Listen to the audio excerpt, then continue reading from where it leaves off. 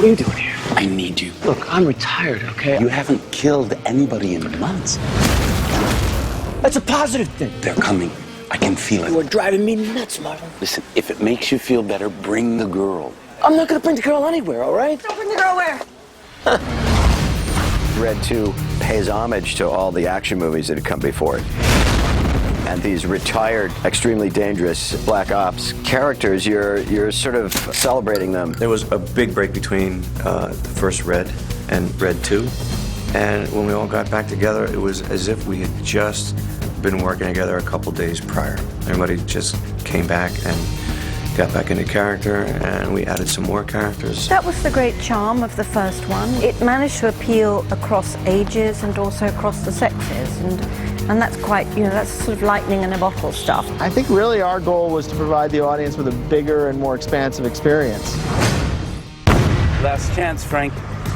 Taking Sarah home. Frank Moses has now made the decision that he has to retire because he has to keep Sarah safe. And he can't involve her in his life, and he can't have the life he used to have. Bruce has a great sense of tone, and as an actor, he has that ability to be really funny and also be really tough.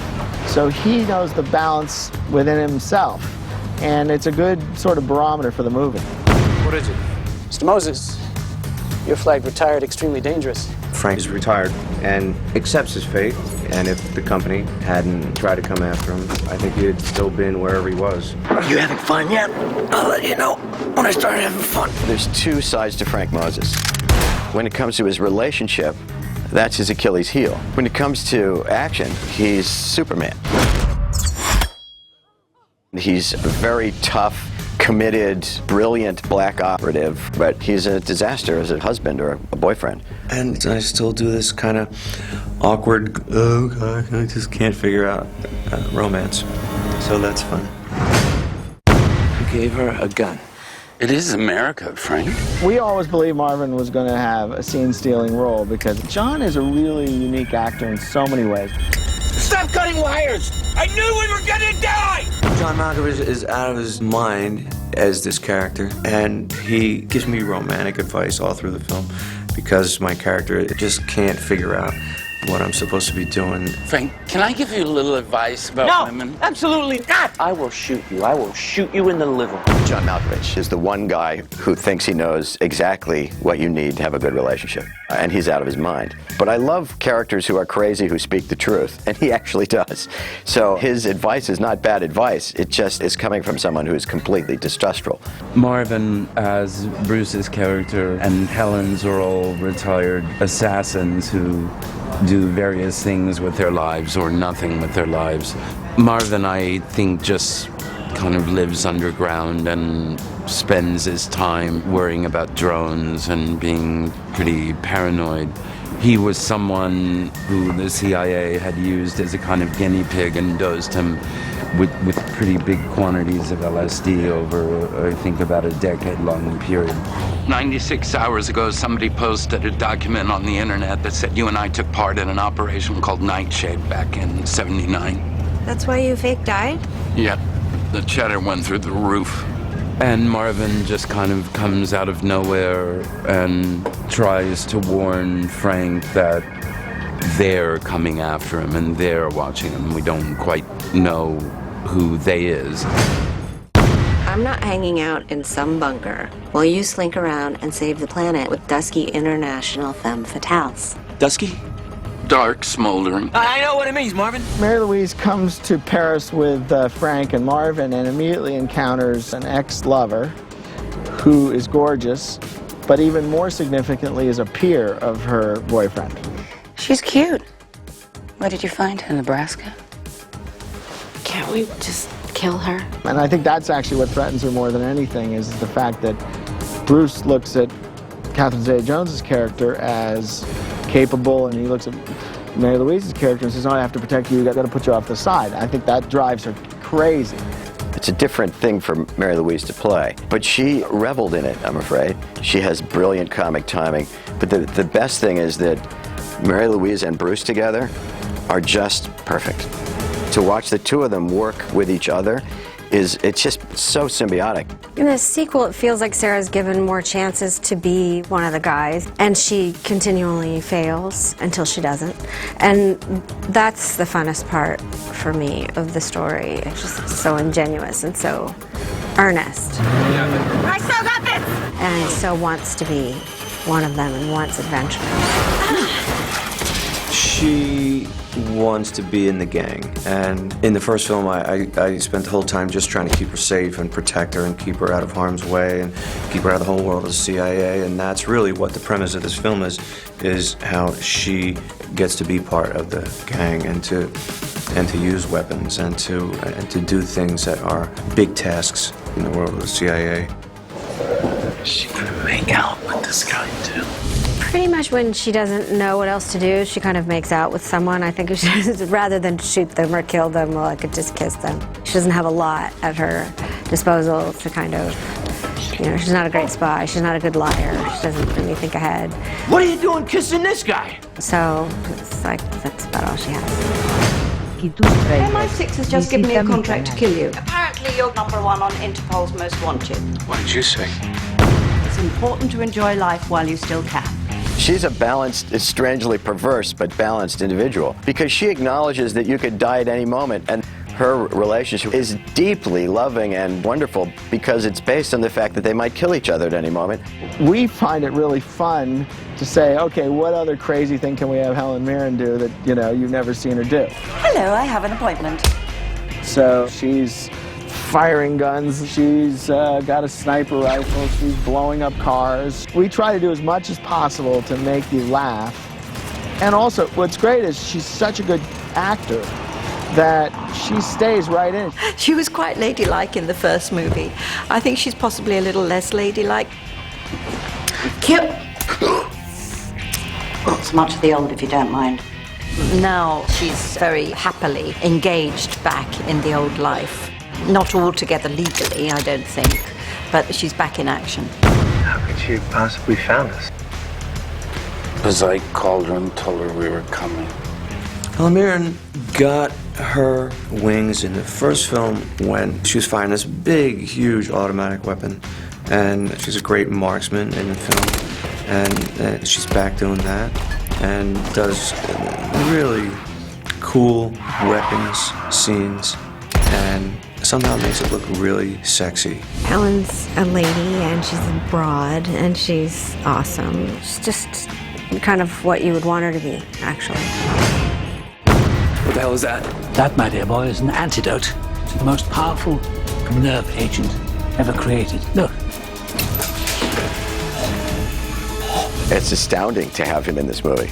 And the first time I met him, he said, "Please call me Tony." So Tony would send me emails. Well, what if he wore these shoes? What if it was loosely based on the Cambridge Five, I think? They were famous double agents in London, England, who went over to the other side during the Cold War. The possibilities of what we can do with him are great. And like Helen, actually, we're doing a lot of things where we know what the audience expectation is or sense of who he is, and then we go, nope, and we turn it right on you. So he gets to do some things in this movie that take advantage of the baggage of who he is, and they also let him do things he doesn't often get to do. When you mess with me, buddy, this is what you get. When they meet me, he's completely off his head. Not in a dangerous way, but extremely eccentric. Frank Moses, my dear fellow, how are you? Oh, sport, so glad to see you. So glad you came by. We've been expecting, haven't we, fellas? And they don't know what they've got on their hands. He's a loose cannon. He doesn't seem to know where he is or who he is. More than a few times, we all failed to do our work off camera because we were just watching Tony do the most remarkable things and funny and just right for his character. I wanted to make him very eccentric. He's so baffled. And I think underneath that lie depths of such terrible consequences. That's what I like to develop, is to not act the thing that is going to be obvious, to go the opposite direction, in fact, and find a new way of playing the bad guy. Hello, Frank. Who is she? Trouble. How are things? Yeah, Frank, how are things? Catherine Zeta-Jones, as Frank's old flame, just committed to this through this amazing costume. She's deadly looking in this black, slinky costume with this black hat. She really makes you feel that she's really done this spy thing a lot, and she's very capable, in fact, very confident at what it is. And I think that gives it a lot of credibility. Katya is a Russian spy, counterintelligence, with a history with Frank Moses. It'll be like the old days, Frank. I hate her so much. She's a ball breaker, if I want of a better word. She's dangerous killer who happens to be a Russian general spy. And she steps back into my life, and Eric and John Hober wrote a great line for her where she is referred to as Frank Moses' kryptonite. Frank, what are you doing? She's kryptonite. What are you doing? I'll handle it. Are you sure? Which is fun and funny and kind of explains the whole thing of how she comes in and tries to derail mine and Mary Louise's romance. I think Frank as a man succumbs to her many other talents and sometimes forgets exactly what she does for a living, and he knows what she does, but it's like getting drawn into the spider's web, and he just loses it. Can't feel my arm. And so I'm able to get the information I need in a very nice, seductive way. We need a new plan for Moses. I need you to approve a specialist. Hancho Bai. He's the best. Young Hung is an amazing presence. He's statuesque, he's chiseled, he is an incredible dramatic actor, and he's got a great sense of humor. It's an interesting combination to put all these different players together. Han is really cool character. He was agent for Korea, and somehow Frank framed me so Han couldn't work anymore. You dead yet, Moses? Not yet! All he could do was just kill people or spying. So he became one of the best killers. Please tell me that's a stick of dynamite in your pocket. I'm saving it for emergency. Well, this is kind of an emergency, isn't it? There's not many movies that are made where you have this amount and this caliber of actors all in together. And this movie has so many elements. It has the action, it has the poignancy, and it has so much comedy in it. If there's one thing I know, it's women and covert ops. That's two things. There's multiple stories happening all at the same time in this film. And it's just fun to watch. Fun to be off camera watching everybody do that stuff. It's all woven together with a bunch of funny people and great actors who just show up and bring laugh out loud scenes to it. Saving the world! Nastrovia! Nastrovia! Будем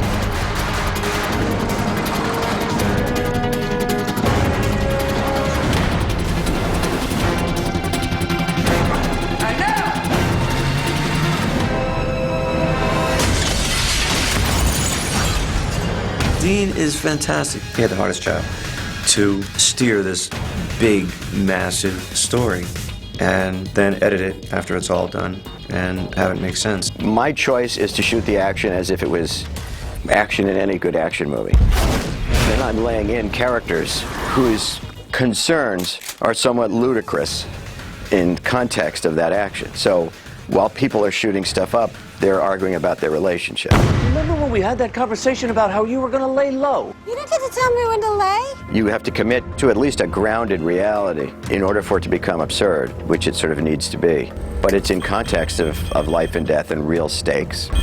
Stop cutting wires! I knew we were going to die! Dean understands that tone is a very tricky thing. And if you push for comedy too much, the sort of truth of the action plot falls away. If you push for action too much, the comedy starts to dwindle a bit, you know? So it's trying to maintain a pretty even balance between the two things. And his sort of innate understanding of that is what makes him really the right director for this. He's not going to kill me. Yeah, nobody kills Frank Moses. Right. This is a movie that is about character, and all the action comes out of these people. And these are slightly larger than life, you know, characters. You know, you see John Malkovich, and he's always just on the edge of going too far. And so whenever they have action scenes, you know, the action is heightened that sort of reflect who they all are. Shall we start with a Chechen face that hold him down? This is how we do it. Dean wanted to have the action based in reality. We didn't want any comedy to come from the stunts themselves. We wanted them to be full-on action scenes in themselves and make them as much Bond-like or Bourne-like.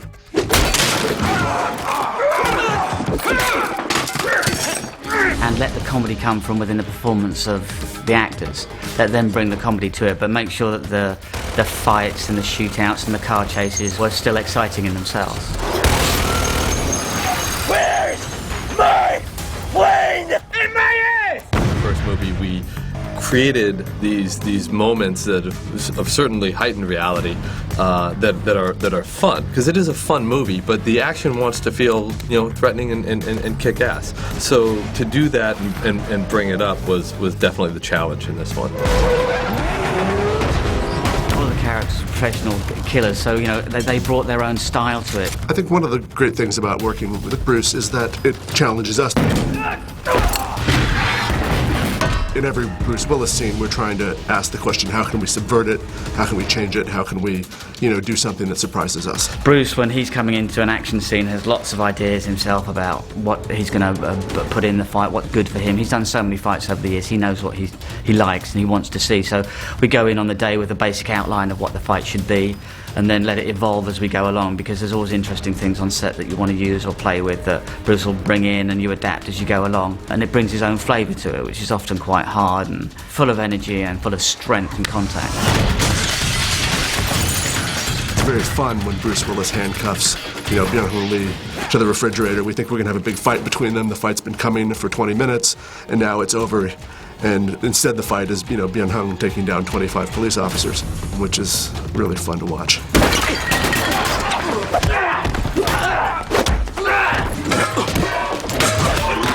He knows Kung Fu. His background is not as a fighter, though. He's an actor. But he really steps it up in this film, and being a hitman from Korea, we really felt it would be fun to have a small space throwdown in a very classic way. That's sort of an ode to, you know, a lot of the 70s Kung Fu films and 80s Kung Fu films that I grew up watching. I got few favorite scenes in this film, but the best would be the one that I fight with Bruce. We really go at it, and he's a big star, and he made a great contribution. He's funny, tough, he's a great fighter, and it's just fun to be around. That scene is not just the only fight. It gives some friendship and humor as well. I don't speak Korean! I got some bruises and some scars, little scars, but it's okay. I like the idea that Han and Frank Moses are not done at the end of this movie. You owe me 30 mil for the plane and 20 for not killing you. You're a dead man, Moses. Helen actually turned out to be a really great fighter. There's a scene where she takes out an intelligence guy and she smashes him to wall, smashes his head on the table and puts him down, and you can see how cool she looks doing that. I've never heard of you. Must have been a bit before my time. Well, you've heard of me now. She did do all the stunts herself. She's very keen to shoot guns and physically perform and run around. She absolutely nailed it. We've got 2 car chases. We've got one in Paris and one in London. We thought we'd put Mary Louise Parker into the 2CV and bring in a comedy performance element with that. And then bring in the cool side with Bruce driving the Porsche and skidding around in the other car, and have this kind of competition going on between the 2 girls within the car chase. They made a car with a man in the front driving it, and even with him in it, I drove into a wall.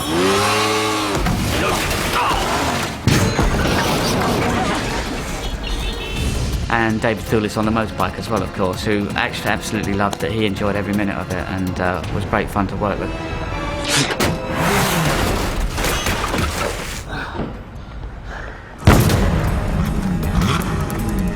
Can you drive this ridiculous thing? I'm a fan of Lotus, and I noticed that they had a new car coming out. The car is incredible. At the time we were shooting, they had only produced 4, and we had 3 of them. You know, watching them pull bootleggers in old London streets that were, you know, 9 feet wide. I mean, we had to wet down all the streets, use special tires, the whole thing, in order to get the car to drift. I think the fun element is what makes Red 2 different. You can keep the action big, but it's still fun. You have to make a good action movie, an adventure, that you lay these ludicrous characters into. And yeah, that's a difficult task, because it has to work on both levels.